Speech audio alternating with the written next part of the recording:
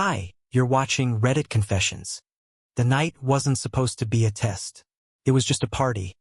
One of those semi-fancy rooftop things that Fiona liked, where the wine has names you can't pronounce and the music sounds like a car alarm politely trying not to wake the neighbors. She picked out my shirt, said it brought out my eyes. I didn't argue. I never do. Honestly, I thought maybe we were in a good place again. I even bought her favorite chocolate earlier that day and left it in her bag. Dumb, right? Anyway, we got there a little late. Fiona's idea of fashionably on time. The place was buzzing with people I didn't know and barely wanted to. She disappeared into the crowd like it was instinct. I wandered toward the bar, grabbed a drink for me and one for her, and scanned the room. And that's when I saw it. Her back was to me, but I recognized her laugh instantly. She tilted her head just slightly, the way she does when she's letting her guard down. And there he was, some guy with perfect hair and that smug, half-whispering look. His fingers brushed her arm. She didn't flinch. I didn't walk up. I didn't interrupt. I just stood there, holding her drink like an idiot. 10 minutes passed. Maybe 20. Still nothing. Still them. I imagined walking up and tossing the drinks in their faces, shouting something clever. But in reality, I quietly set both glasses on the edge of a plant pot and walked out. Not a word. No door slam. No dramatic scene. Just a quiet exit from a life that no longer felt mine. I didn't even take the elevator. I needed the stairs. Needed to feel my legs move. Needed gravity to remind me I still existed. I walked 6 flights down, crossed the street, and kept going. Didn't stop until my phone buzzed with her name. I didn't answer. Instead, I sat alone on a bench by a closed bookstore, thinking about all the times she said, "You never make bold choices. I guess walking out of your own marriage without a sound is bold enough." By morning, she was crying on the voicemail, and I was still silent. The strange thing about silence is how loud it gets when you finally stop pretending. I didn't sleep that night, not because I was heartbroken or angry, though maybe I was both, but because my mind wouldn't stop replaying that moment. Her hand on his chest. That soft, closed-lip smile she used to save for me. I kept wondering if she even realized I had left. Maybe she thought I was in the bathroom. Maybe she didn't notice at all. Around 4:30 a.m. I drove back home. Not because I forgave her. Not because I wanted to talk. Just because I had nowhere else to go. Our porch light was still on, which meant she hadn't gone to bed. I parked a block away. Sat there. Watched the windows. And then I saw her. On the steps. Barefoot. Wearing the same red dress, only now it looked wrinkled and wrong. She was hugging her knees, rocking slightly, staring at the pavement like it had the answers she didn't. I stayed in the car another 20 minutes before finally stepping out. She looked up, startled, like she hadn't expected me to actually come back. Her mouth opened, but no words came out. Instead, she just burst into tears. That's when I realized something weird. I didn't feel sad. I didn't feel angry. I felt tired. Bone-deep tired, like I'd just run a marathon I never agreed to run in the first place. I walked past her, unlocked the door. She followed, sniffling, whispering my name, but I didn't stop. Not until I was in the kitchen, opening the fridge like it was any other morning. She stood in the doorway like a child who broke a vase. "Curtis," she finally said. "Please say something." I stared at her. Then I asked the only question that mattered. "How long has it been going on?" Her eyes widened. She hesitated. And that pause, that hesitation, said everything. Because when someone's innocent, they answer fast. When they're guilty, they try to do math in their head. I closed the fridge, sat at the table, and waited for the lie to finish forming on her tongue. She took 2 shaky steps toward me like I might suddenly hold her or say, "It's okay." But I didn't move. I just stared. And she knew. She knew that the version of me who forgave forgotten anniversaries, unexplained late nights, and dead eyes during conversations, that guy had been left behind at that rooftop party. "It was nothing," she started, rubbing her arms like she was cold. "He's just a friend from work. We were talking, and maybe I drank too much, but that's when I laughed. A short, bitter thing that didn't sound like me. You think I'm asking so you can explain it away? I asked, more confused than angry. I'm not looking for a story, Fiona. I'm looking for the truth. She looked hurt, offended even, like I had betrayed her by not playing along. And that, more than anything, made my stomach twist. Okay, she said quietly. It's been a few weeks. Just texting at first. Then coffee. Then the party happened, and she stopped there. Like leaving the end of the sentence unfinished would somehow make it less real. And then you touched him, I said. In public. Like I wasn't even alive. She started crying again, but the kind of crying that feels calculated. Like she thought if she showed enough emotion, it would wash away what she'd done. But I wasn't interested in her tears. I wanted answers. I wanted to know when she stopped choosing me. I asked her that directly. When did I stop being enough for you? She looked stunned, like she hadn't prepared for that question. You didn't do anything wrong, she said, which is what people say when they've convinced themselves their betrayal was inevitable. I stood up, not to leave, just to get some space. Her presence felt suffocating, like guilt had taken human form and wouldn't stop hovering. I turned toward the window. The street outside was calm, peaceful, the complete opposite of our living room. I didn't cheat, she said suddenly, voice rising. I made a mistake.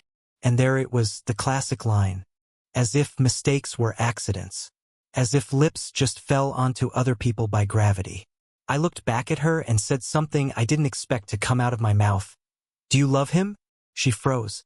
That pause returned. Only this time it was longer. There's a moment right before someone lies to you, when you can almost feel the air change. The silence swells, like the truth is fighting its way out, but pride steps in and shoves it back down. That's what I saw in Fiona's eyes. Conflict, not guilt, not remorse, just a decision being made. No, she finally said, just that. No explanation, no protest, just a flat, quiet no. But it was too late. The moment had already told me what her mouth tried to bury. It wasn't even the lie that hurt. It was the fact that she thought I was still stupid enough to believe it. I nodded, walked past her again and grabbed the laundry basket. A weird, meaningless action. But I needed to move.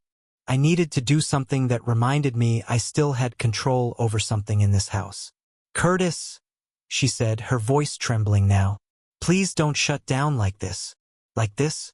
She was talking to me like I was malfunctioning.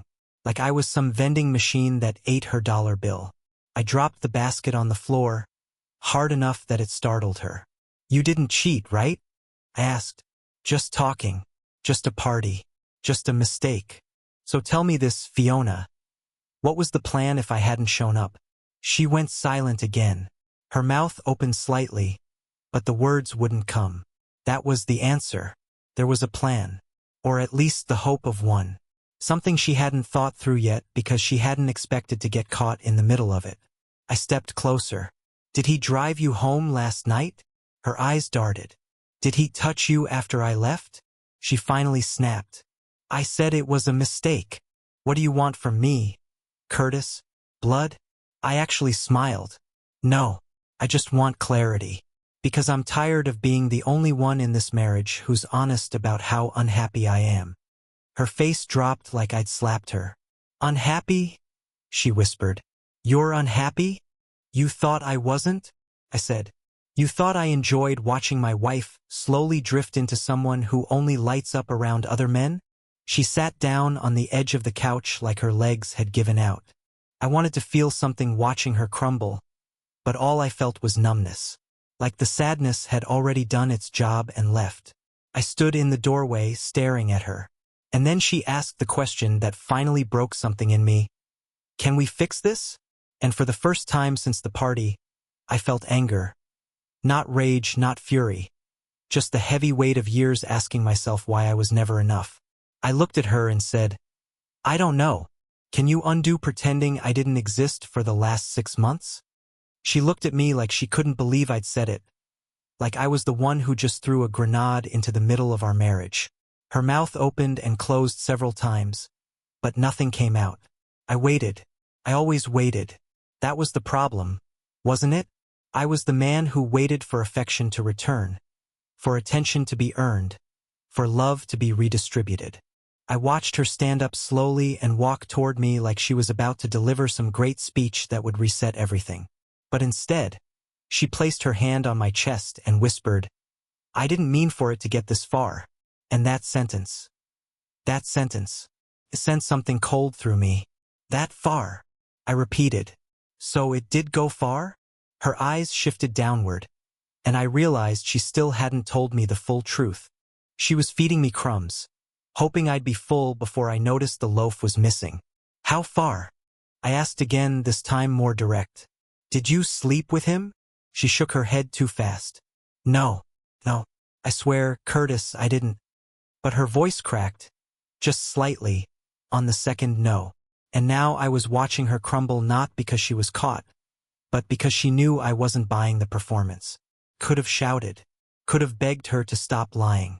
But all I said was, "You can say it, Fiona. I'm not gonna hit you. I'm not gonna scream. I just want to stop being lied to in my own home." That hit her harder than yelling ever could.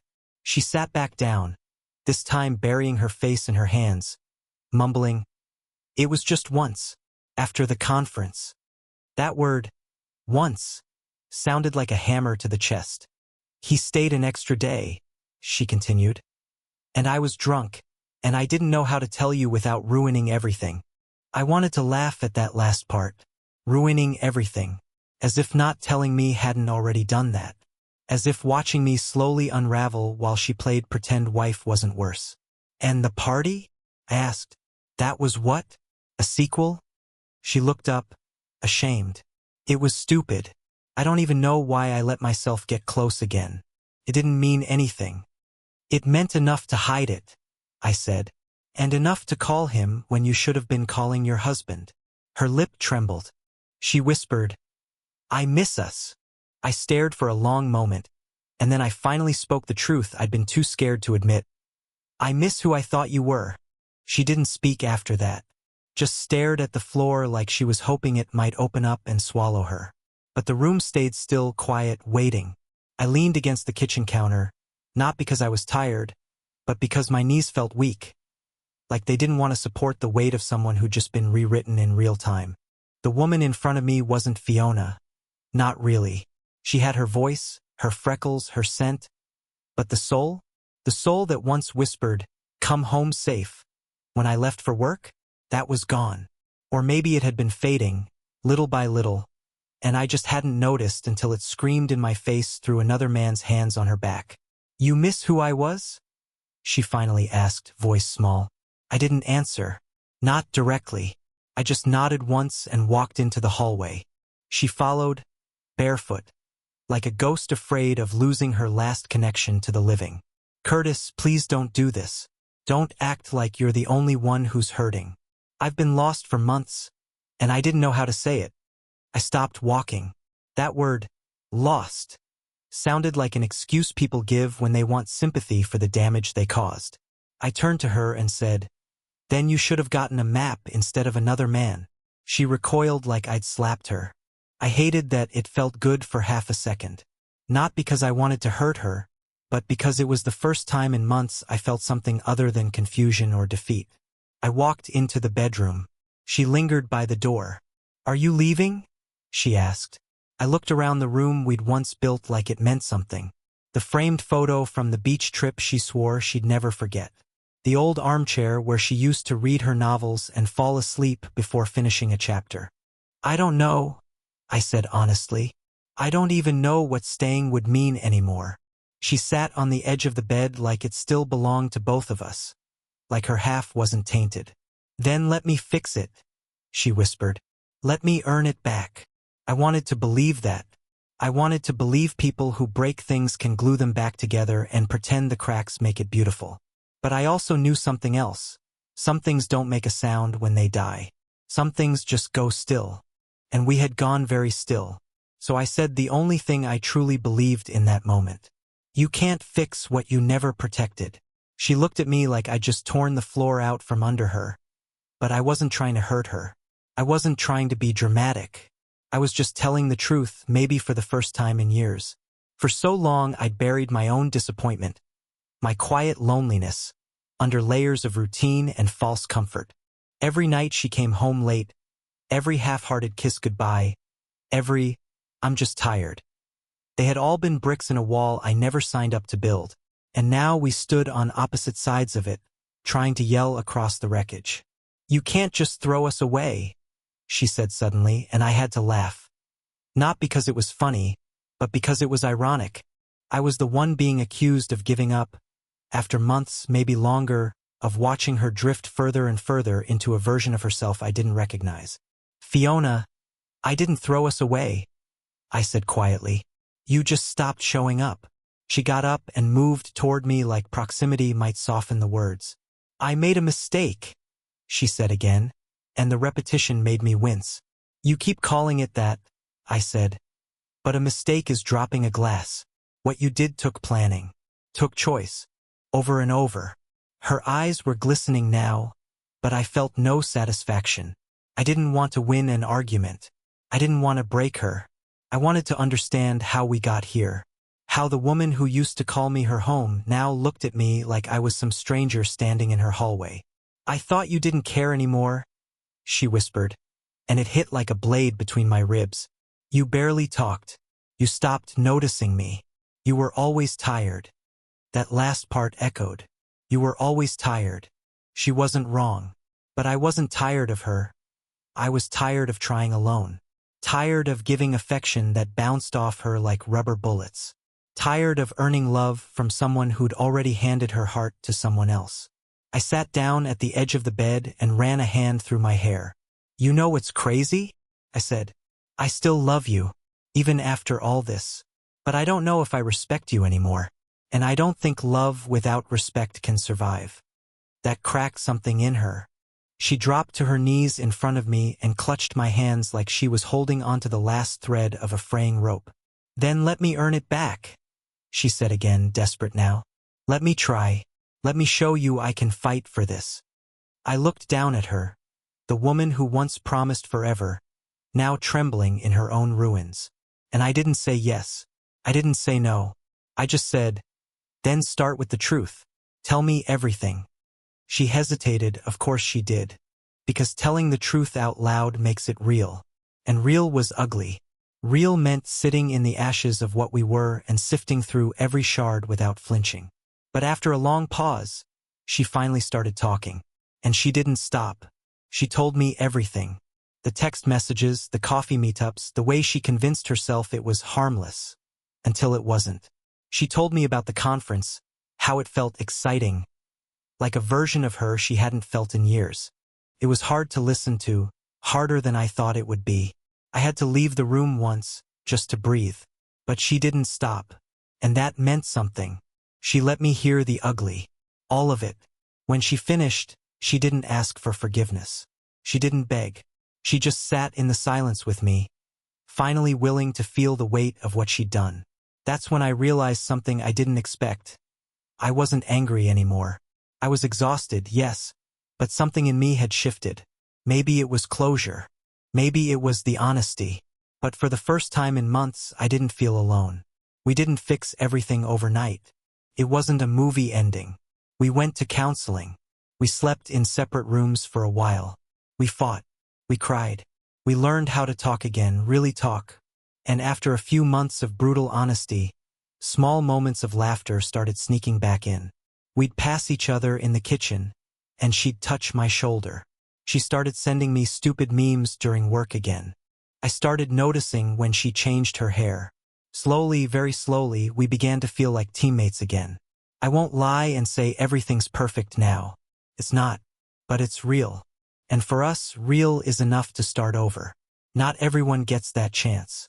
And honestly, I don't know if we deserved it, but we earned it, together, and that matters more than revenge ever could. Thanks for watching our story here on Reddit Confessions. If you've ever had a moment in your life where the truth nearly tore everything apart, but ended up saving it, drop it in the comments. What real historical event do you think changed everything quietly, just like a moment in a relationship can? We'd love to hear your thoughts. Don't forget to like, subscribe, and stick around for more deeply personal, real-life stories. See you next time.